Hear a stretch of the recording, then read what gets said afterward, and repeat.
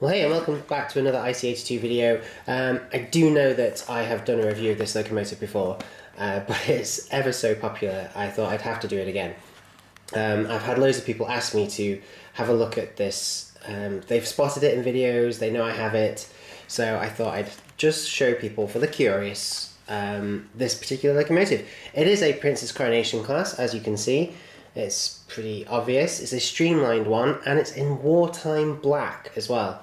I think it came from S&J Models months and months ago, sometime in 2013. I can't remember for sure. There we go, Coronation Class, City of Edinburgh, LMS 462. So it is a Pacific, which is basically just the name given to the wheel configuration. So 462. Crew built. Oh yes. Good old Crew Works. Not that there's anything left of it these days, but it's Crew Works built 1943, I do believe. The wartime black ones were outshopped from Crew in 1943 only, I think. And why was it in wartime black? Well, it was the war. It was World War II. And, you know, painting up locomotives really, really fancy and taking time and taking money over it was not really an option. Also, painting them in black gave the locomotive the advantage of it being harder to see at night. In fact, some locomotives, some railway companies even went to the extremes of like draping black cloths and materials all around the cab to hide the glow of the fire, basically. Just to make it that much harder for the German bombing raids to find locomotives. It's a really, really gorgeous locomotive. It's probably...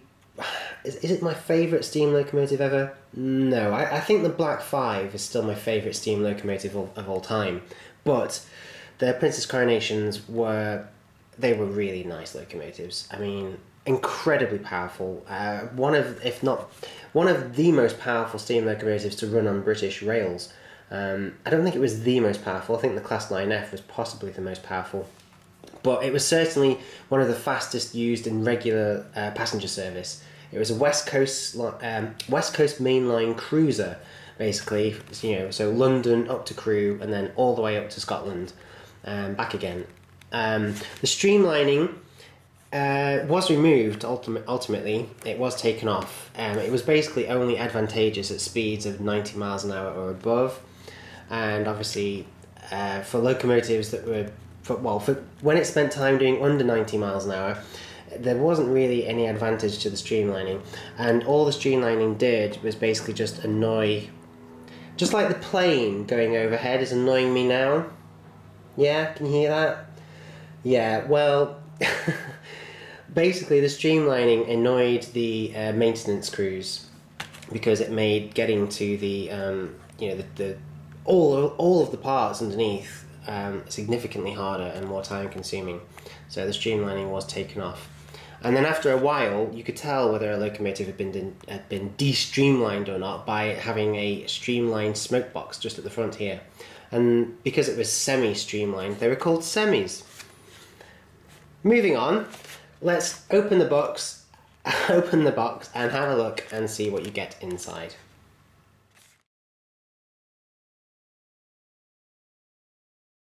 Well, it's the pretty old Hornby packaging now. It dates from around 2004, 2005, something like that. I mean, this packaging has long been replaced. You can still get it, obviously, but I'm pretty sure that all of their new locomotives come in something much, much better now. Let's get all the packaging out of the way. This is the little streamlined image of it. Absolutely beautiful. Okay, the instructions. I've got these over and over and over again. I really don't need another copy. But it's basically just the stuff we're used to. So there we go. Lubrication, how to put the oil on, where to put the oil on. Trust me, you do not need much. How to remove the locomotive body. How to replace the motor. Not that well, I can't say I've never needed to do that, but I've never needed to do it with a Princess Coronation, that's for sure. Nothing on DCC, you'll be sure to notice. Nothing at all. No mentioning of DCC stuff anywhere. And even the packaging doesn't say DCC ready or DCC fitted. So I'll have to double check on that, whether it is DCC ready or not. I don't think it is, but I will double check. So one finger in the back, there we go, carefully gets the locomotive out. Let's do the same to the tender. There we go. And then these look like brake rods and vacuum tubes. Yeah, there we go. So that's the vacuum tubing detail you can put on the front, and this is the brake rods. I mean, this is quite impressive really, because this locomotive is second hand. It's come from S&J Models, and you know, the vast majority of their stock is second hand. They do new stuff. I'm not going to be able to open this, am I? Right, let's go get a knife. Okay, I'm back with a knife. So I should be able to get into this now. Always cut away from you. Yeah, there we go. Okay, as I was saying, S&J Models, they do new stock, but they really focus on the second-hand stuff. That's what they're famous for. That's undoubtedly their. Gosh, just how hard is it to get into this? This is mad. Ugh, here we go. Finally. So there are the brake rods, and we've got just one vacuum piece of tubing, vacuum hose. Right, I guess that must be for the back of the locomotive, but we'll double check in a second. So there we go. That's probably for the tender, and then that's for the actual steam locomotive itself. And I'm sure that this little piece of paper will just confirm that for us. It's folded up about 200 million times. There we go. All the way around. Authentic brake rod detail is supplied for locomotive and tender. It can be fitted as follows. See, there we go. Oh, gosh, I was wrong. It's the little one that goes on the locomotive, and the big one goes on the tender. Just like that. Carefully insert each peg one side first. I'll just quickly show you how to do that. It's really not that hard. Here we have the locomotive, and gosh, because it's in the sun and it's black, it's getting really hot. I'm going to have to be careful. Okay, basically, can you see these little holes there? Those are waiting for the brake rod detail.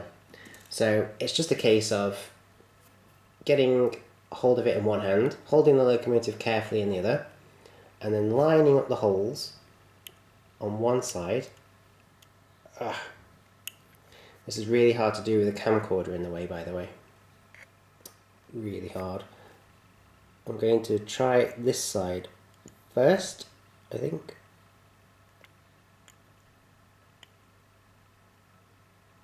Okay, jump cut. Okay, I'm back. Sorry about that, many apologies. I couldn't do it without the servicing cradle.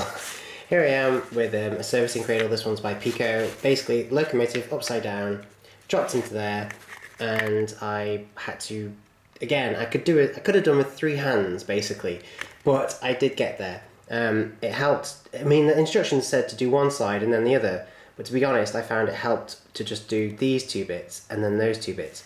What it also didn't tell me is that the holes are not right at the very ends. The holes are actually some way down. And so once you've found them, it's fine, it's not too hard. But you do need to get in there and have a look, it's quite fiddly. Anyway, job done. There we go. That's one set of brake rods done. Let's see if the tender is any more difficult, or any easier even. So let's just put that upside down into the servicing cradle again. Get this brake rod. Find where the holes are. You see, now with this one, look, I don't know if you can see, I don't know if the camera's showing it up, but you can see the holes are actually at the very ends.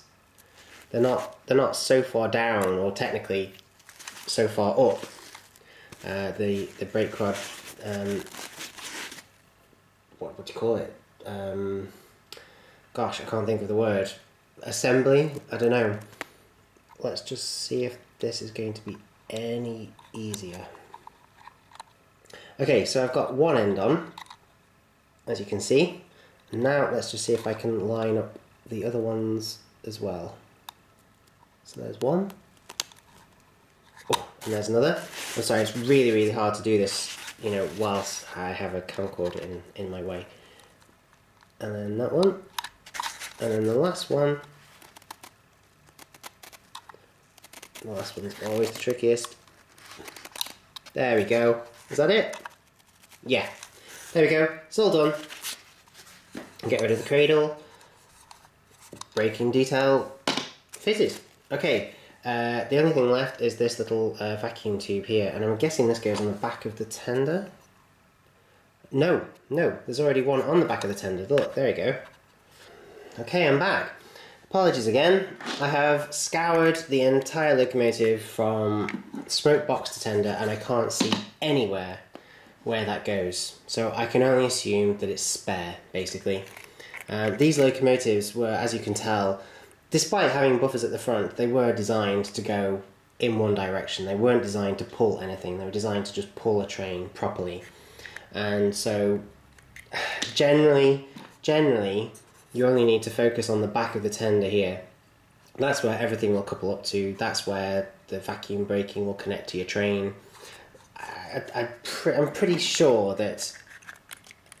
I mean, there's probably people screaming at the computer screen or the tablet right now going, yeah, actually they did. They pushed loads of trains. No, I don't think they really did. I seriously don't. I mean, it would totally defeat the objective of having a streamlined train if it was basically going in reverse.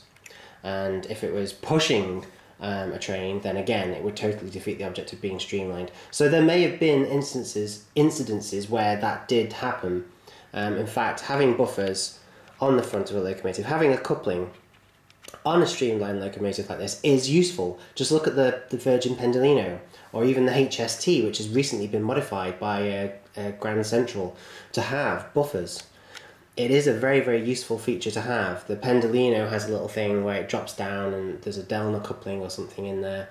So it is useful, but it's basically never the done thing. It certainly wouldn't run a proper service like that. So I can only assume that this little vacuum tubing piece that we have there is basically a spare, because there is one on the tender. Either that, or the person basically that owned this locomotive beforehand has applied their own, and they haven't even gone into the bag, because as you saw, the bag was sealed. So they haven't gone into the bag and get it out. They've just had some spare maybe, and they've put one on themselves. But anyway, we've talked about that enough. It's got one. That's all we're happy about. Let's have a look at it in detail.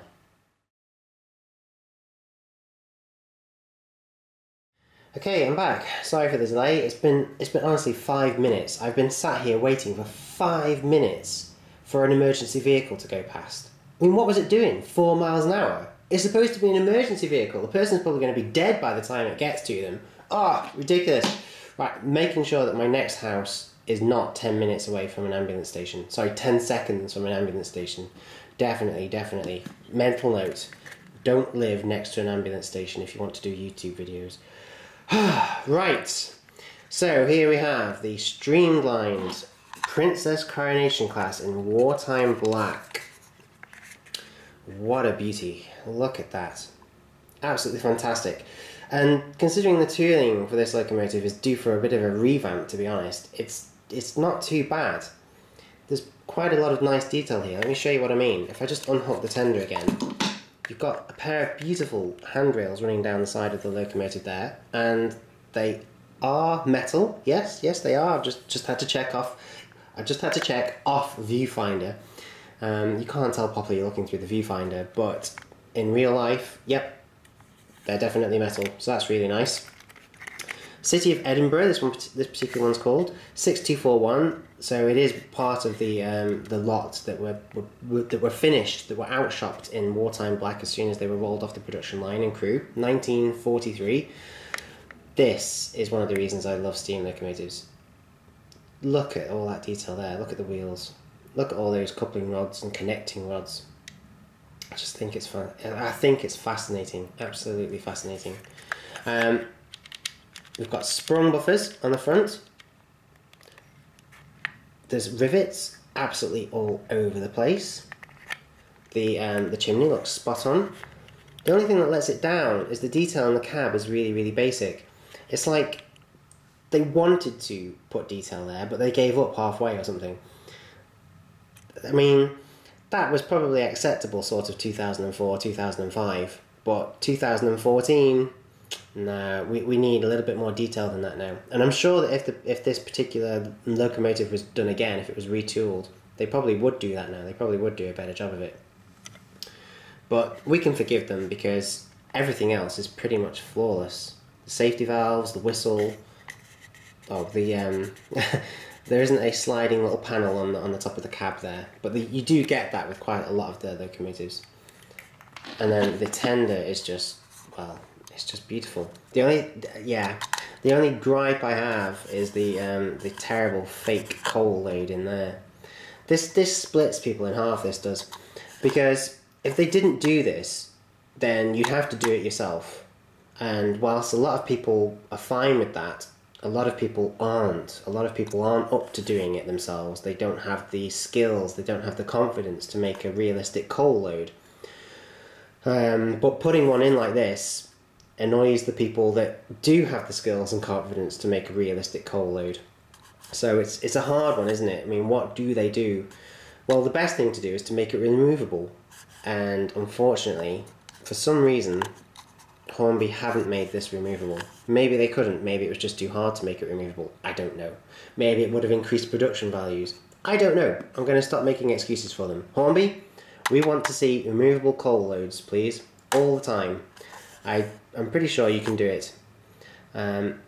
What you could do with this one, I suppose, is you could probably put a very, very thin layer of real coal over the top of that.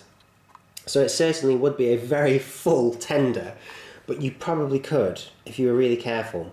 Or seeing as that the texture is pretty good, you could paint it.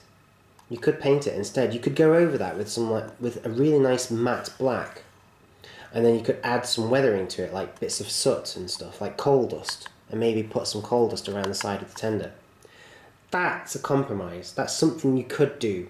That would require a little bit of skill and a little bit of confidence, but there are loads of guides online to help you do that. Would you like to see me do that? Would you like to see me show you how to make a coal load look really realistic? If you would, please do comment below, let me know, and I'll add it to the list, I'll do it. But the buffers around the back of the tender, they're sprung too. Beautiful, and I love that red, the red on the sole bar there. It's just so smart. Absolutely gorgeous. And the LMS livery, yeah, do you know, I remember looking at these in catalogues when I was little and wondering what LMS stood for and not having any clue that it was London Midland Scottish. I had no idea, but I definitely do now, and this is definitely one of the railway company's flagship models. Absolutely fantastic. But as I say, she is second hand. She is from S&J Models. She's had a bit of a life before she came to me. I don't know if she's ran. Has she actually ran at all? You can usually tell by looking at the wheels. Gosh, I don't think she has, you know. I mean, you can usually see lines, and I can't see anything at all. I don't think this model has ever been put on the track, and if it has, it's certainly never been ran. Well, she should be okay then. She should run fine, but she might need a bit of a service. Let's find out.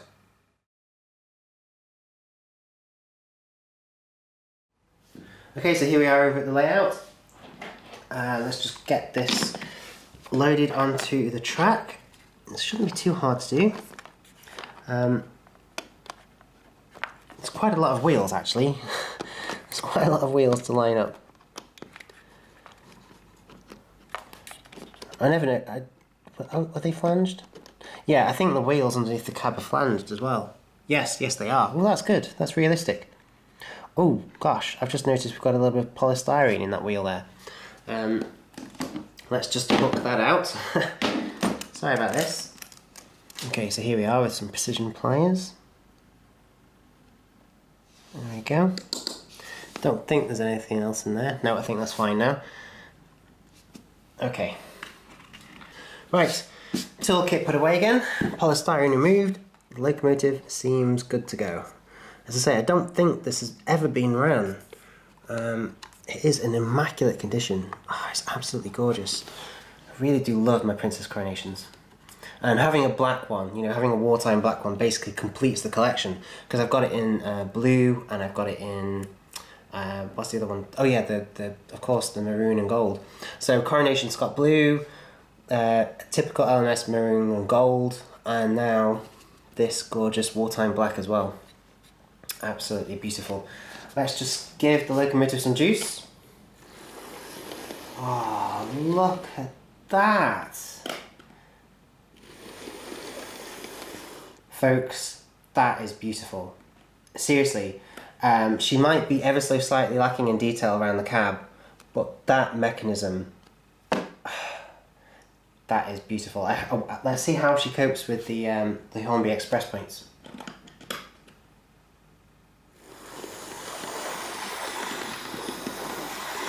And there she goes. Let's have a look. Oh, as if they're not even there. Brilliant.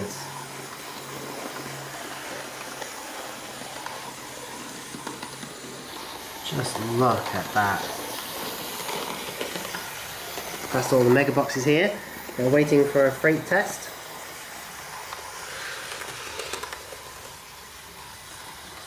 What's that still doing there? That's Christmas.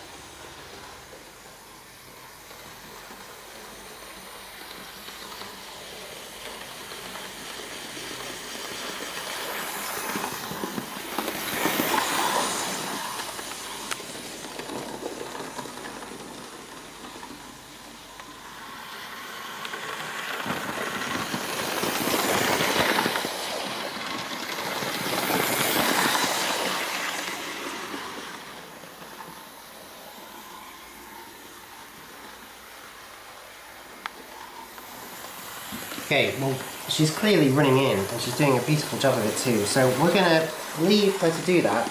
We'll come back shortly once she's run in, and then we're going to open her up with some coaches and see how she really runs. Okay, well, she's been running in for quite a while now.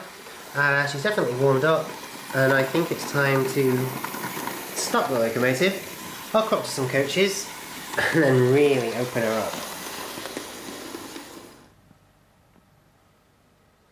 Okay, it's been a few minutes and I have been busy loading coaches onto the track. I've basically got out every LMS coach I have.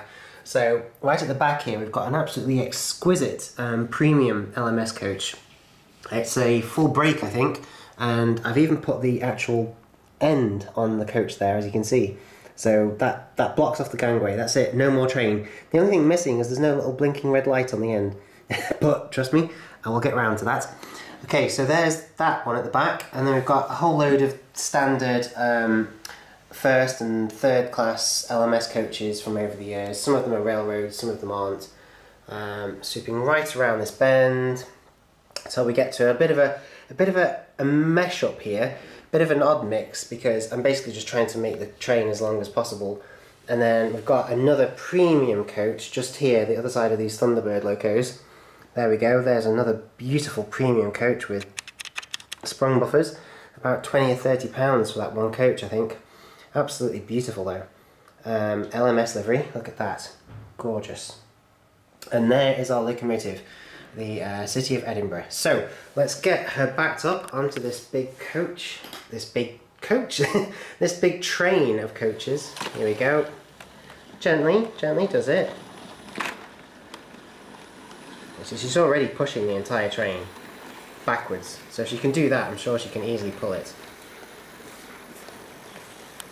Look, see, there we go. The whole thing is being pushed backwards. That's just how incredible these locomotives are. Seriously, people, these locomotives are fantastic. The mechanism, the strength of the motor, the smoothness of that motor, it's just exquisite. If Hornby could just retool her slightly and give her more detail in the cab, and maybe, I don't know, maybe make the coal in the tender removable, this locomotive would be flawless. It would absolutely be flawless. I couldn't fault it at all. If only they could do that. Maybe they'll do that just for me. I don't know. We'll see. Right. City of Edinburgh, our gorgeous Princess Coronation Class locomotive in wartime black, please do take it away.